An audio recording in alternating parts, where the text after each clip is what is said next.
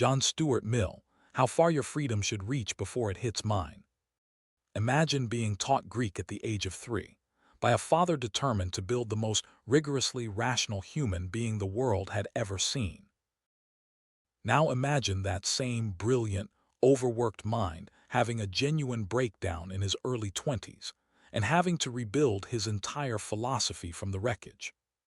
That is John Stuart Mill in one sentence, and honestly, it explains almost everything interesting about him. Let us actually sit with that childhood for a moment, because it is genuinely extreme. His father, James Mill, a serious philosopher and economist in his own right, and a close ally of the utilitarian founder Jeremy Bentham, designed young John's education like an experiment, Greek starting around age 3, Latin soon after, logic, economics, and history layered in through childhood, with essentially no formal schooling and very little unstructured childhood at all. By his teenage years, Mill had absorbed more classical philosophy and political economy than most university graduates. And at 20, all of it nearly collapsed. Mill describes, in his own autobiography, a genuine mental crisis, a dull, flat, joyless state where he realized that even if every rational goal he had been trained to pursue were achieved, he was not sure he would actually feel anything at all. And that crisis is not just a sad biographical footnote, it directly reshapes his philosophy. Completely. Mill inherited utilitarianism from Bentham, the idea that the right action is whatever produces the greatest happiness for the greatest number, treated almost like a mathematical calculation you could run on any decision. Bentham famously refused to rank different kinds of pleasure, arguing that a simple children's game was, in principle, just as valuable as fine poetry if it produced an equal quantity of pleasure. Mill, scarred by his own crisis, could not accept that. He insisted some pleasures are qualitatively higher than others, that a fully engaged, intellectually rich life matters more than raw quantity of pleasure, famously arguing it is better to be a human being dissatisfied than a pig satisfied. He took his father's rigid system and forced real human depth back into it. Which brings us to the book most people actually know him for, On Liberty. Published in 1859, and it introduces what is still called the harm principle, one of the most influential single ideas in the entire liberal tradition. Mill's argument is that the only legitimate reason society may exercise power over an individual, against that person's own will, is to prevent harm to other people. Someone's own good, physical or moral, is not by itself sufficient justification for coercion. You may think a choice is foolish, even self-destructive, and you may argue, persuade, and reason with the person making it, but that alone does not entitle you to force them to stop, as long as they are not harming anyone else. That is a genuinely radical line to draw, and it sets up decades of unresolved arguments about exactly where harm begins. Exactly, and Mill himself does not pretend the line is simple. Where does merely offensive speech end, and genuinely harmful speech begin? Does emotional distress count as harm? Does spreading dangerous misinformation count, even without any single identifiable victim? Mill gave the world a powerful organizing principle, not a settled answer key, and honest readers of Mill, then and now, disagree constantly about how to actually apply it. Now, Mill was not simply an armchair theorist either. He had a real, sometimes unusual public life. He worked for decades at the East India Company, giving him direct, practical exposure to large-scale administration, and later served in Parliament, where in 1867 he became the first sitting member to formally propose extending the vote to women, decades before it had any realistic chance of passing. That was not a passing gesture. It grew directly out of one of the most important relationships of his life, with Harriet Taylor Mill, whom he eventually married after years of a close intellectual partnership while she was still married to someone else, a scandal by the standards of the time. Mill credited her explicitly and repeatedly as co-author of much of his thinking, particularly on women's rights, and their joint work The Subjection of Women, published in 1869, argued forcefully that the legal and social subordination of women was one of the great unexamined injustices of the age, an argument decades ahead of where mainstream political opinion stood. it is worth being honest that Mill is not simply a flawless progressive hero either. Fair and serious historians do not let him off easily here.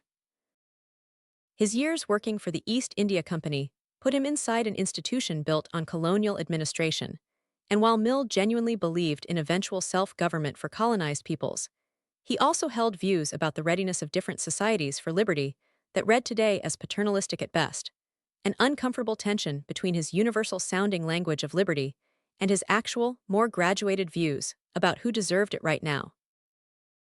Treat him the way you should treat everyone in this series, remarkable for his era, genuinely progressive in specific and important ways, and still a product of it in others. Let us bring the harm principle into somewhere people actually live it daily, a workplace. Think about how a modern company handles employee speech, on internal channels, in meetings, sometimes on personal social media. Companies constantly have to draw Mill's exact line, in modern language, between speech that is merely uncomfortable, unpopular, or offensive to some colleagues, which most companies say people should be free to express, and speech that creates a genuinely hostile or unsafe environment for specific coworkers, which crosses into real harm and justifies real consequences. Almost nobody drawing up an actual workplace conduct policy calls this the harm principle out loud. And yet that is precisely the philosophical distinction every serious version of that policy is quietly trying to make. And this maps almost perfectly onto one of the loudest live debates of the current moment. Almost exactly. Ongoing global arguments over online speech regulation, what platforms should remove, what governments should be able to compel platforms to take down, where legitimate moderation ends and censorship begins, are, underneath all the modern technical language, Mill's exact 19th century question rerun at a scale he could not have imagined.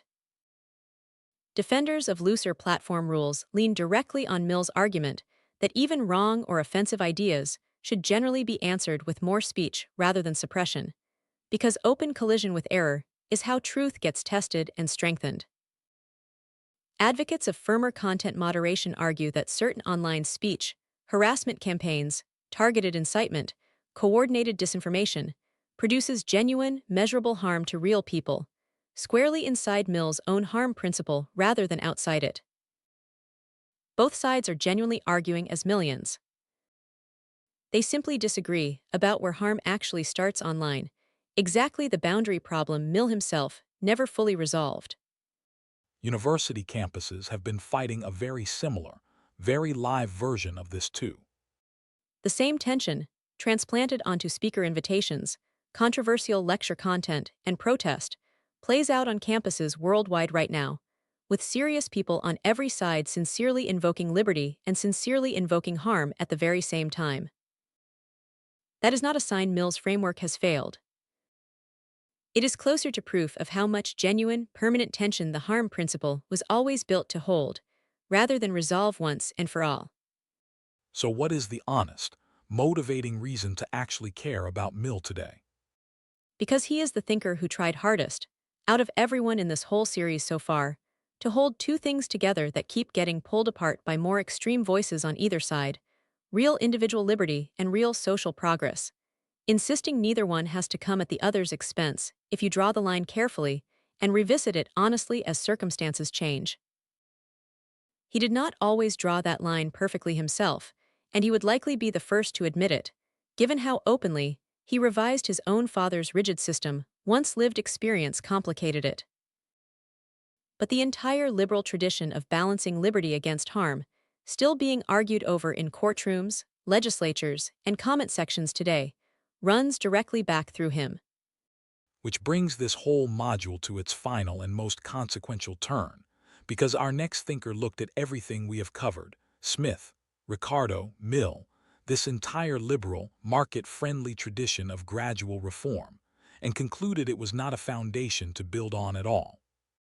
He argued it was a system quietly built on exploitation from the ground up, and that reforming it gently, the way Mill hoped, was never going to be enough. Next time, Karl Marx, and the argument that the entire economic story we have told across this whole series has a hidden engine running underneath it that none of these earlier thinkers were willing to fully confront. See you then.